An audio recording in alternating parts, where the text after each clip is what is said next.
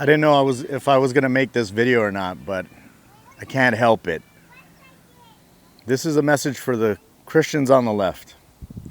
You are culpable for Charlie Kirk's assassination.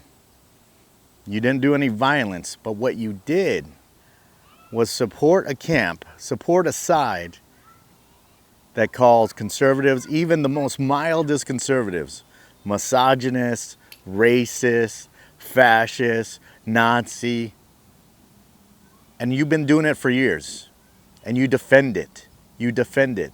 How many more of these murderous incidents are going to happen because you throw your support for a side that is not on God's side anymore? This is not the same left that was there during the 70s and 80s. It is not the same anymore. You know, the Bible says in Proverbs 18:21, the power of life and death is in the tongue. Is in the tongue. And those who love it will eat its fruit. And the fruit of this rhetoric, the fruit of this divisive rhetoric, pointing the finger and calling the people on the other side, even if they are coming at you in good faith, calling them these inflammatory names, is causing this country to break apart. And where are the Christian churches that are on the left? Where are they, coming against the mainstream media? Yeah, mainstream media today, they say they are sad that Charlie Kirk has been murdered, and they denounce all political violence. But you know what? I'm going to be honest. Those are just words. Those don't mean anything. Why? Because I know tomorrow they'll be right back at calling all conservative Christians Nazis, fascists, misogynists, racists. And when that builds up over time, things like this happen. I'm not afraid to say that.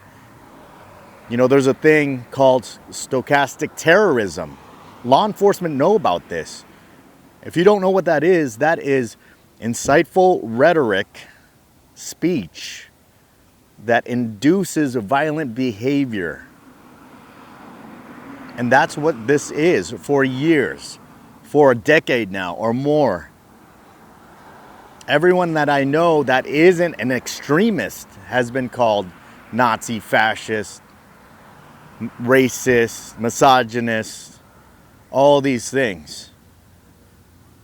And when you convince a whole half of a country that the other half is blatantly evil, especially white Christian men, that's the target,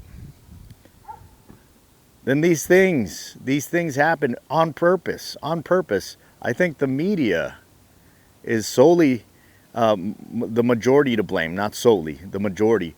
But for you Christian churches that are not speaking out against the mainstream media, you are culpable for what happened to Charlie Kirk. And I'm never going to apologize for that, because that's the truth.